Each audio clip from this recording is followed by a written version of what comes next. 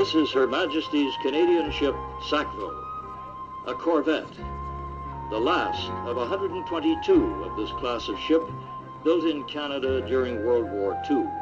She is now over 50 years old and is restored to her wartime configuration of 1944. The restoration and upkeep of this vessel is carried out by a group of volunteer trustees whose efforts have been rewarded by having the Sackville declared a Canadian memorial.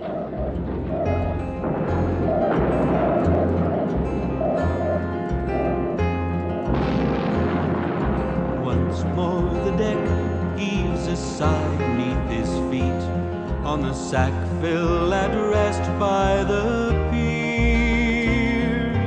He's carried back to those earlier days, for his memory rolls back the years, and his breast fills with pride of the mates by his side, and the saltwater sea fills his eyes.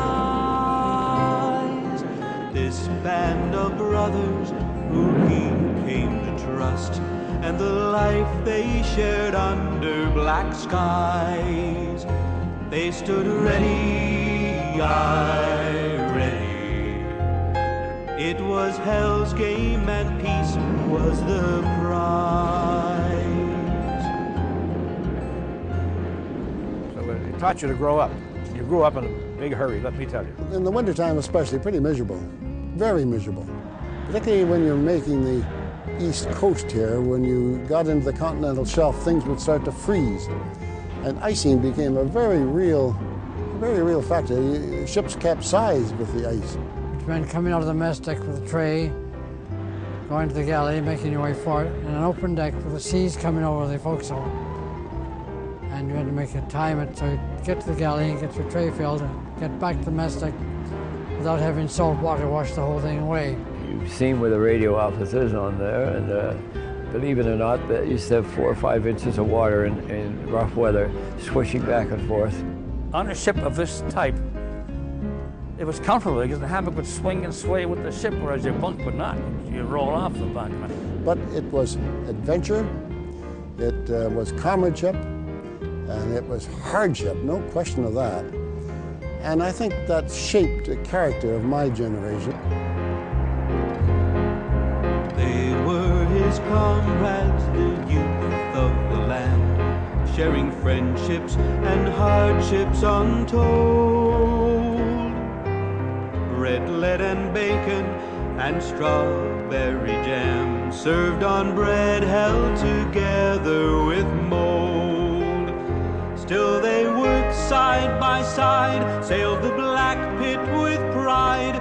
They were farm boys and lads from the towns, seeking adventure and life on the sea. But it was boredom and danger they found. Yet they stood ready, aye, ready, for whatever the fates would throw down.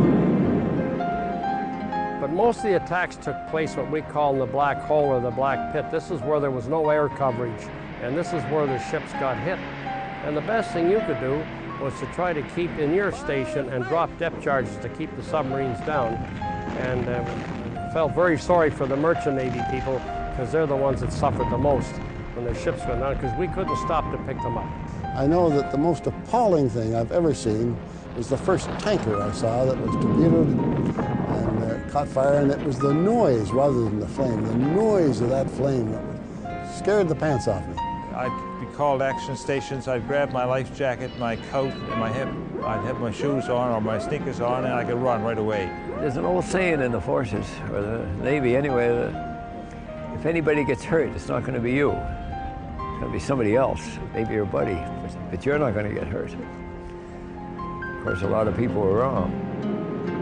Spray-drenched or ice-covered, wet to the bone, tossed on swells that would make the seas boil, to see hell ablaze on the top of the foam, or to swim through 2 inches of oil. Still the job must be done, and the fight must be won, so you'd stand with your feet wet in hell. But you stood your watch, and you helped turn the tide, and you knew that your mates would as well. They were ready, aye, ready, and their valor no story can tell. Suddenly we came upon a submarine. I increased to full speed. We were going pretty fast anyway.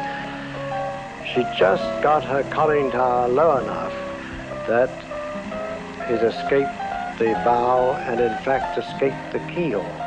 We had a depth charge pattern set to explode at 50 feet.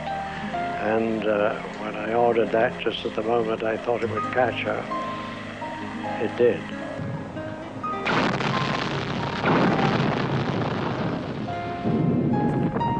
And a very tense moment down there, because the explosions come, the ship lifts up the water, the stern lifts, the wheel clears the water sometimes, and it just spins, and you settle back in again. You don't know whether those explosions are from torpedoes, from your own depth charges.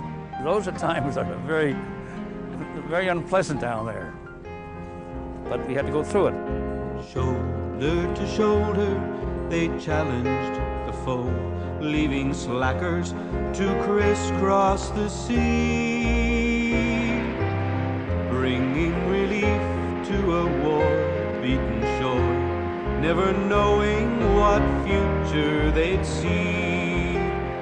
With their lives on the line, from torpedoes and mines, fighting wolf packs from under the sea, facing the danger with hearts full of fire, as they fought for the right to be free.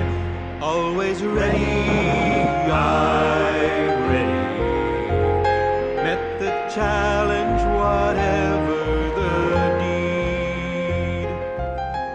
deed. The corvette was to Canada's Navy what the battleships and so on of the big navies were to Britain and the United States. It was our type of ship. Sackville had been turned over to the Institute of Oceanography, and it was fitted out with all kinds of scientific boxes on the upper deck and workspaces and things for the scientists. It was sitting around, and it was made available to us by the Navy for $1. This is how the Naval Officers Association of Canada came to own the ship. Once we had the ship, a small number of people gathered together and voluntarily worked on the ship in various places. And in 1983 and 84, it was just about ready for the 75th anniversary of the Royal Canadian Navy in 1985. Sackville represents the core of Canada's wartime Navy, and I hope will remain for succeeding generations as a reminder of all those who went to sea in her and in her sister ships to defend us at sea. In a very special way, she embodies our naval tradition, and as all the evidence makes indisputably clear, somebody up there likes her. Since then, the restoration has gone on almost continually until now. All of the outside fittings and everything are more or less the same as they were during the original ship, and we are now almost completed the inside of the ship. The mess decks, to the best of our ability, are restored as closely as possible to the way they were when they had 26 men in that forward mess deck there. It's a wonderful experience to be able to come back down the ship 50 years later and think it's the same ship that I joined as a young man back in 1941.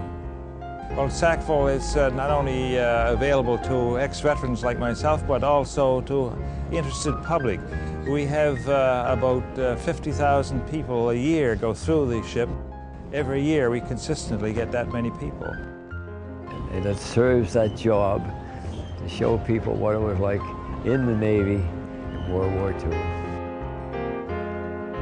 Once more his eyes show the light of his youth as he thinks of the victories they won. He shares a pride and he holds to the truth that together they got the job done. And his spirits give rise, for he sees in new eyes the tradition and pride of the past. Brave men and women now answer the call, and the virtue of courage will last. It's still ready, aye, ready, for the future will rise to the task. It's still ready, aye, ready, for the future will rise to the task.